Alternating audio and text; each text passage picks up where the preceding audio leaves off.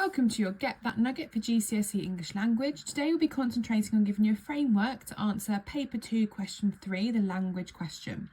This session is to complement your lessons with your teachers and not to replace them in any way. Okay, if you remember the previous nugget, I showed you how to take your annotations one step further, and then I showed you about the golden 4 ideas. So I mentioned this in the previous cohort where you pick 4 things from the text. Now what we need to do is have a more cohesive answer. So what I told you in the previous nugget was that these are 4 ideas, and then we use the text to support those 4 ideas.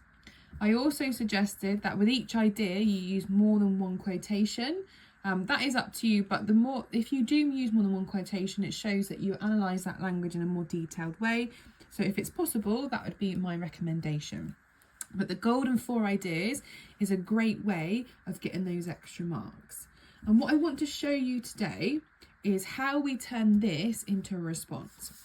Now, again, if you remember the previous cohort of nuggets, we looked at how a response would look, and I said to you about a point, example and an explain, and then we also showed how to use a pick a word with the effects. So we had our point, we had a quotation, what was used, then we talked about the words that were used.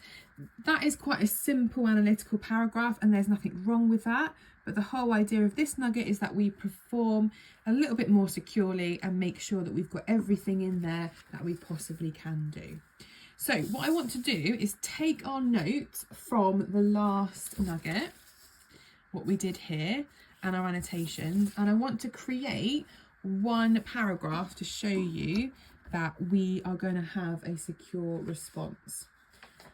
So just as a recap, because we haven't gone through the mark scheme just yet, I know it's very similar to paper 1 question 2, but I think it's important that we revisit this and we know exactly what we're aiming for. So we are aiming for here and here today, because we want a secure response. So we want a clear and relevant explanation. So we're going to aim for 7 to 9 marks. We need to show a clear understanding of language. Okay, that's good to know. We need to explain clearly the effects of the writer's choice of language.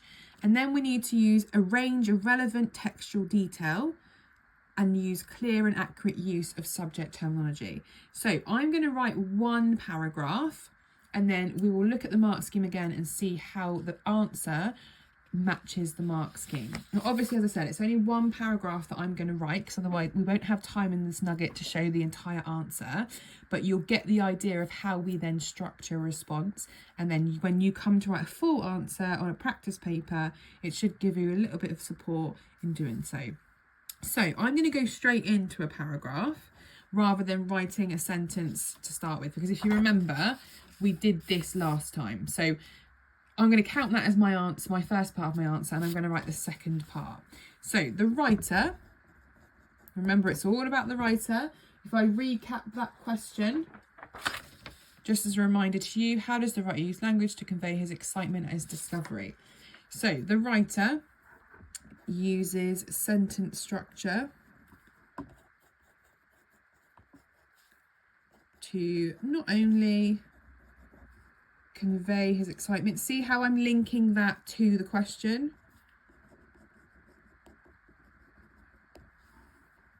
But also create excitement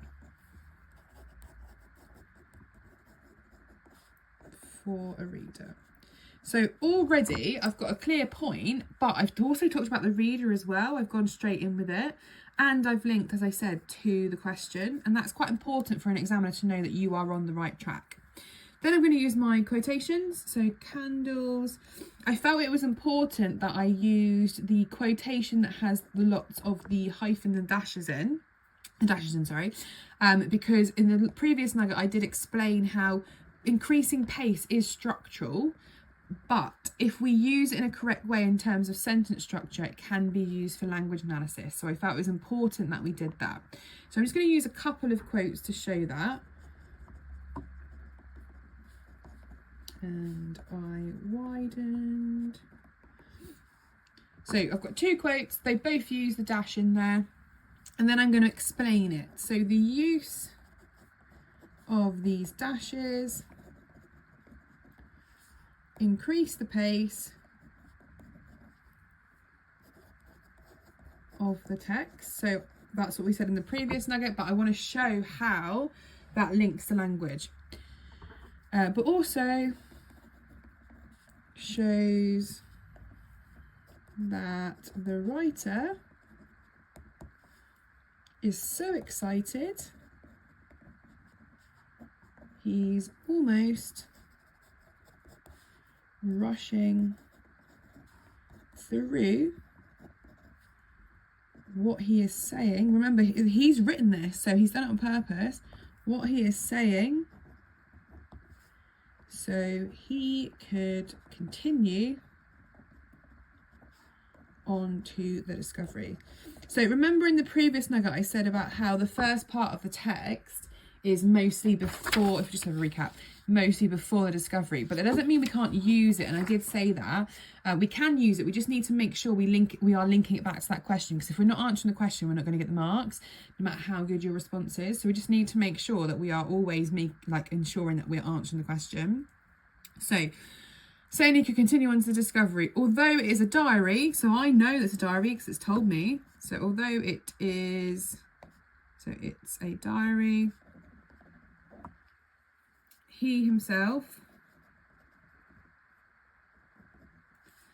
would later read.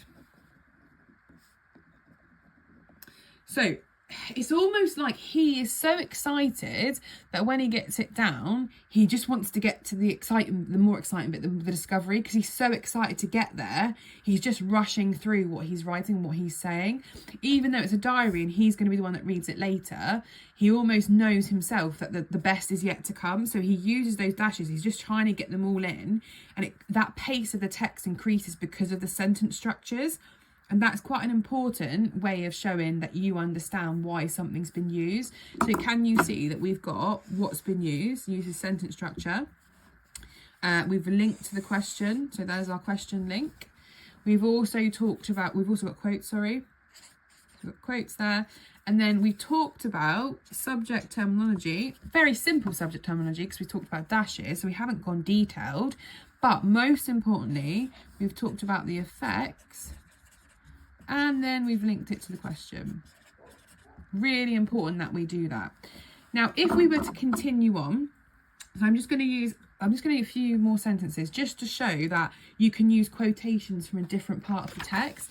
So the quotes that I've just used there are from here, these dashes. I'm now going to use this part here because I want to show you that you can use more than one quote. But I also want to show you that this is about having an idea and then using quotes throughout the text to support that. So let's go with almost as like the discovery was so meaningful for him. He wanted to remember how excited he was. And that links to the idea that it's a diary. So he was so excited in that moment. He was personally there, but this is a diary entry. So he's kept that excitement. That's just how excited he was. And he wants to remember that. And now I'm going to use the quote from right at the beginning of the text. So the adverb feverishly shows his excitement. And energetic manner. He's very energetic, isn't he? He's super excited, in which he approached the end of his discovery. Because he's right at the end of it now. Like he couldn't bear to wait anymore.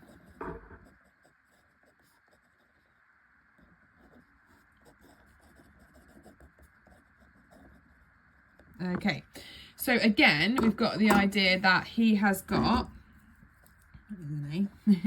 that he's got this excitement throughout, but then I've got a second thing to talk about. So I've also used the word that it's an adverb.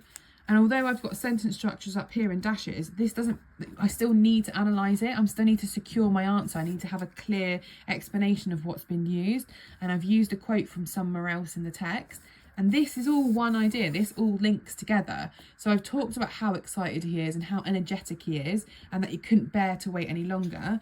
But this is all one idea. And this is obviously one paragraph. Now, if you can do 3 of these, 4 would be great. And that's why we call it a golden 4.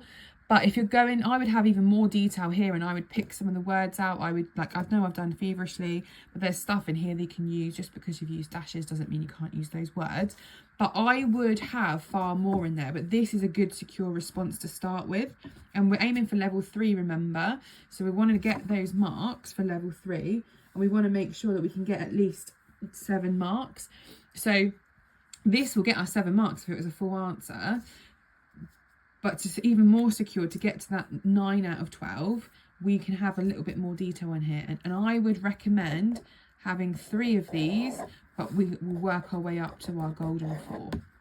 So remember how we approached that. The idea is that we made sure that we had our notes, but then once we've got our analysis, we then came up with 4 ideas. This is just one of them.